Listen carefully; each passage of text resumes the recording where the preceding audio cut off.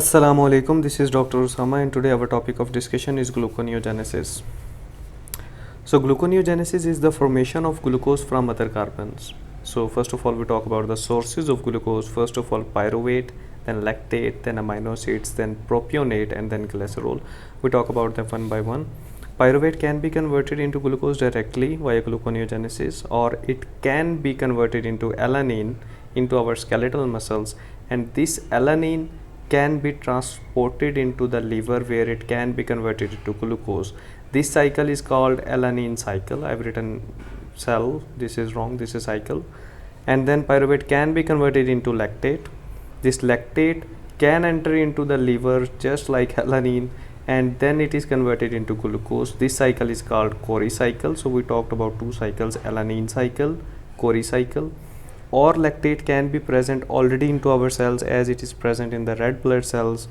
So lactate can directly be converted into glucose via Cori cycle.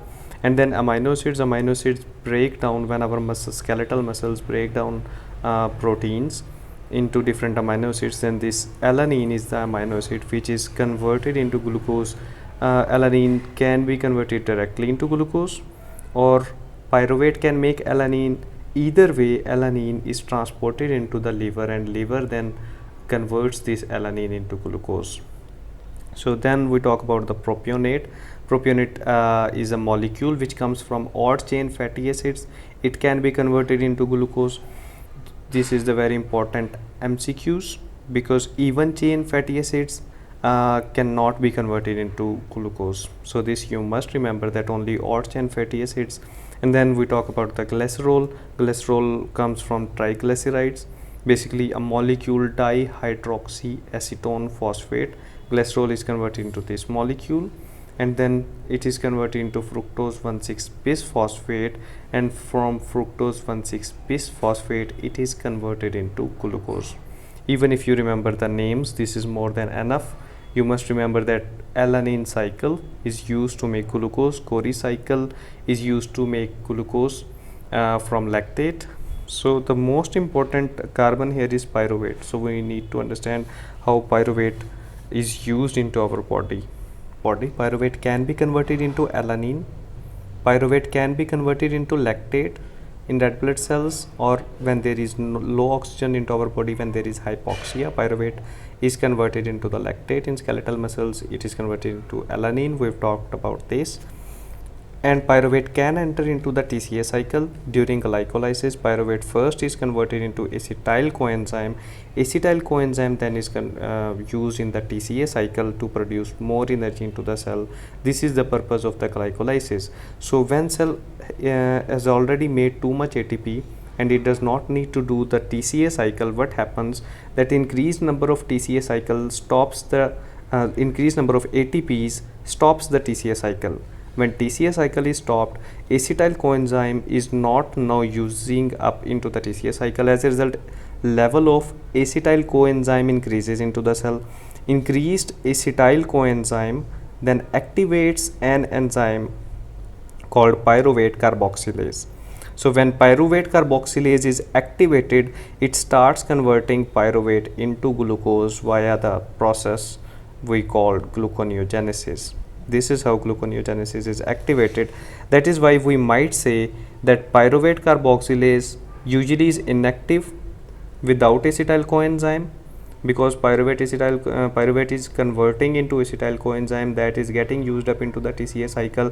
So this enzyme becomes inactive, remains inactive, and when the level of acetyl coenzyme increases, this enzyme becomes active. So we can say pyruvate carboxylase becomes active with acetyl coenzyme. This is very important MCQs you must keep in mind. Now we talk about the steps of the glycolysis. First of all, if you recall the glycolysis, the phosphoenol pyruvate was converted into pyruvate via irreversible step. So in gluconeogenesis, pyruvate would be converted into phosphoenol pyruvate. This is the first main step of the gluconeogenesis. How it is done?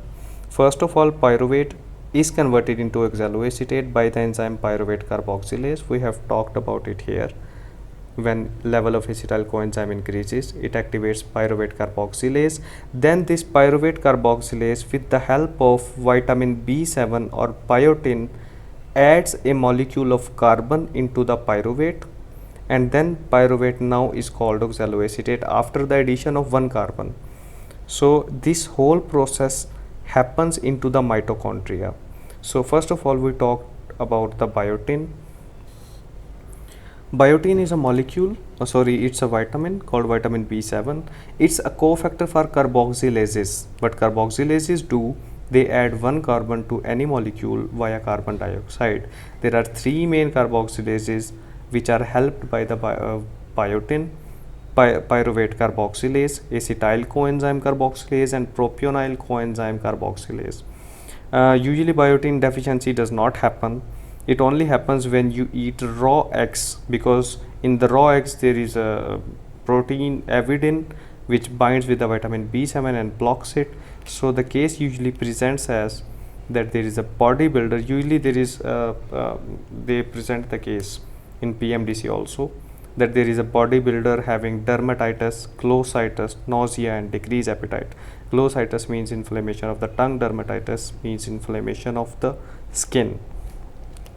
So this was a little info about biotin. You must remember in mind that it is a cofactor for carboxylases, and secondly, you must remember the bodybuilder. Usually MCQs comes like this. Now we come to the steps of gluconeogenesis. Biotin helps pyruvate carboxylase to add a carbon to pyruvate in the mitochondria, and oxaloacetate is formed. This oxaloacetate is then shifted into the cytosol from mitochondria with the help of Mallet shuttle. It crosses the mitochondria, enters into the cytosol, and in the cytosol, an enzyme called phosphoenol pyruvate carboxykinase converts this oxaloacetate into phosphoenol pyruvate. This was the first step of gluconeogenesis. Pyruvate is converted into phosphoenol pyruvate. First step, half of this process happened into the mitochondria, half done into the cytosol. The first enzyme was pyruvate carboxylase, second was phosphoenol pyruvate carboxykinase. Biotin helped pyruvate carboxylase to add a carbon to the pyruvate. Now come the second step. This is the very crucial step of gluconeogenesis because this is the rate limiting step. The phosphoenol pyruvate, after a series of reversible reactions, is converted into fructose 1,6-bis phosphate. We don't need to remember the reversible reaction, so we talk about the fructose 1,6-bis phosphate. Once it is formed, it is converted into fructose 6-phosphate by the enzyme fructose 1,6-bis phosphatase 1.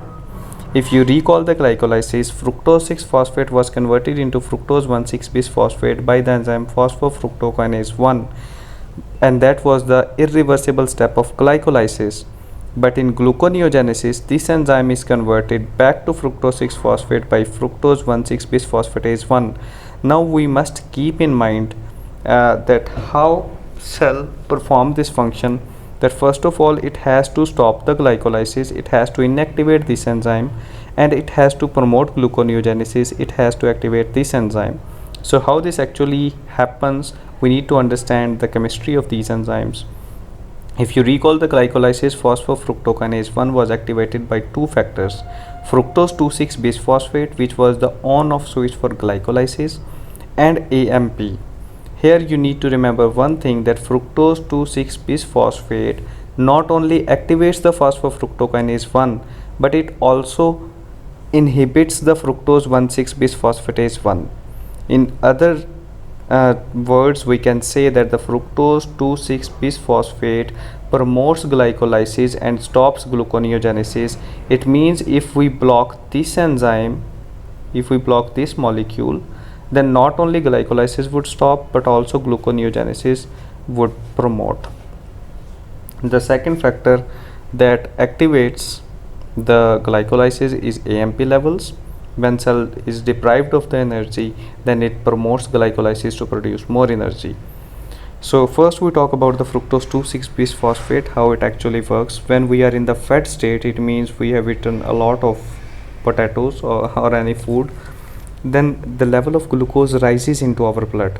In response, the insulin rises, and when insulin rises, it increases the levels of fructose 2,6-bisphosphate into our blood. This you must never forget. The more the insulin, more fructose 2,6-bisphosphate, and fructose 2,6-bisphosphate would then activate phosphofructokinase 1 and it would inhibit fructose 1,6-bisphosphatase 1.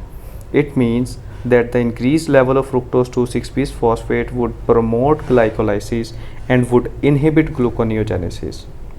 When we are in the fasting state, the level of glucose in our blood drops. As a result, glucagon comes into action. Glucagon level rises into our cell. It functions opposite to the insulin. It decreases the level of fructose 2,6-bisphosphate. When the level of fructose 2,6-bisphosphate decreases, there is no one present to activate the phosphofructokinase 1. So inactivation of phosphofructokinase 1 happens. When phosphofructokinase 1 is inactivated, glycolysis stops and gluconeogenesis is promoted. So we can say that when there is decreased level of fructose 2,6-bisphosphate, I have written it directly here, there would be more gluconeogenesis. Now look at this.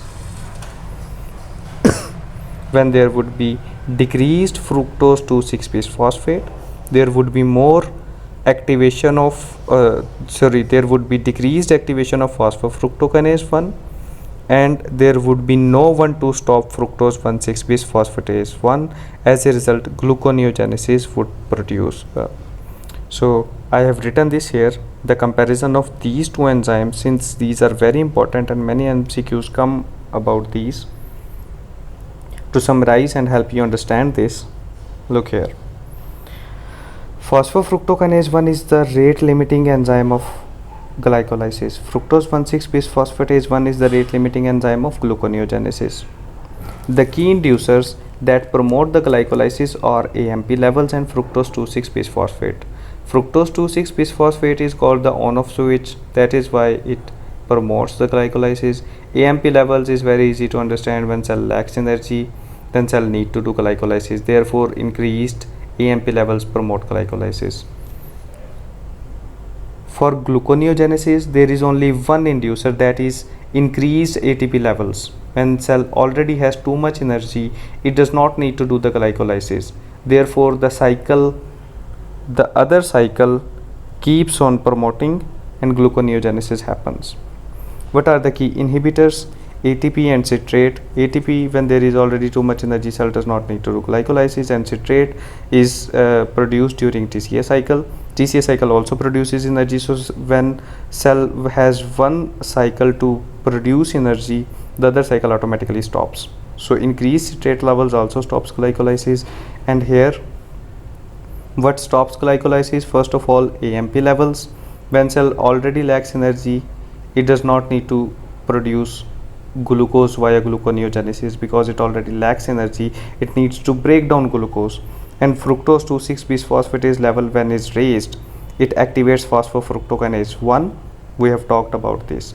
If you look at this picture, you can see the factors that promote glycolysis actually inhibit gluconeogenesis, and the factors that promote gluconeogenesis actually inhibit glycolysis or phosphofructokinase 1. These work contrary to each other. Now we talk about the last step or third step of the gluconeogenesis. Fructose 6-phosphate is then reversibly converted into glucose 6-phosphate, and the last step, irreversible step of gluconeogenesis, is glucose 6-phosphate is converted into glucose by glucose 6-phosphatase. Glucose 6-phosphatase is the very important enzyme. You must remember it is the main enzyme present in the liver. It is also present in the kidneys, but most of the times it is present into the liver, and in the liver cells specifically, it does or performs its function into the endoplasmic reticulum. In all of the other cells in our organs, glucose 6-phosphatase converts there is no glucose 6-phosphatase. Glucose 6-phosphate is converted into glycogen. Glucose 6-phosphate is converted into glucose by only glucose 6-phosphatase. If you have no glucose 6-phosphatase, glucose 6-phosphate would be converted into glycogen as in other organs. Only in the liver and kidneys this function happens. So this was the summary if I summarize all these steps, okay, I will summarize in the end. First of all, we talk about some other hormones. We talk about the epinephrine. Epinephrine raises glucose in fight and flight response. In fight and flight response, we need quickly need energy. That is why it raises the glucose levels in our cells. And how the levels of glucose rises, it promotes gluconeogenesis, and it does glycogen breakdown. It breaks glycogen into glucose. Secondly, cortisol is a stress hormone. It also increases the gluconeogenesis enzymes into our body. All of these enzymes are somehow controlled by cortisol as well, so it might cause hyperglycemia. There are steroid drugs in which cortisol is present, so it is the side effect of these drugs that hyperglycemia might occur. This is the MCQs. You must remember that steroid drugs might cause hyperglycemia. And then there is a thyroid hormone. Thyroid hormone somehow also promotes gluconeogenesis. So in the end, if I would like to give you a summary,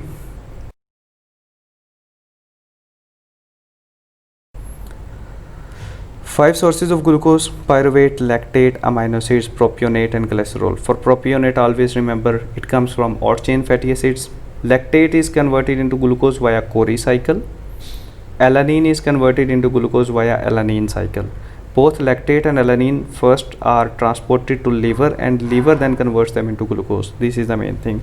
Pyruvate, there are only 4 fates of the pyruvate: into alanine or lactate, from where it can be converted into glucose, or in gluconeogenesis and acetyl coenzyme then enters into TCA cycle. Pyruvate carboxylase level rises only when acetyl coenzyme level rises, because it is activated by this. Pyruvate carboxylase becomes inactive when there is no acetyl coenzyme into the cell. The first irreversible step has 2 phases. First phase happens into the mitochondria, second phase happens into the cytosol. The enzyme of the first phase is pyruvate carboxylase, which is helped by vitamin B7 biotin. The second phase, the enzyme is phosphoenol pyruvate carboxykinase. Then the next step, the rate limiting step, is the second step. The rate limiting enzyme is fructose 1,6-bisphosphatase 1. And how fructose 1,6-bisphosphatase 1 is activated?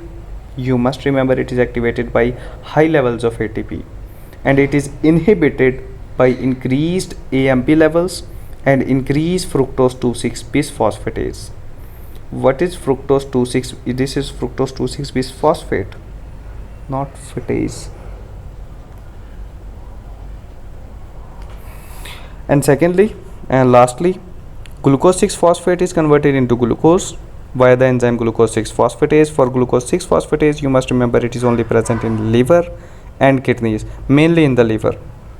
In all the other organs, glucose 6-phosphate would be converted into glycogen. Some other hormones that affect gluconeogenesis are epinephrine. For epinephrine, you must remember it only raises glucose levels in fight and flight response. Cortisol, for cortisol, remember that some steroid drugs might do hyperglycemia, because cortisol is a stress hormone, and thyroid hormone also promotes gluconeogenesis. That's all for gluconeogenesis. Thank you.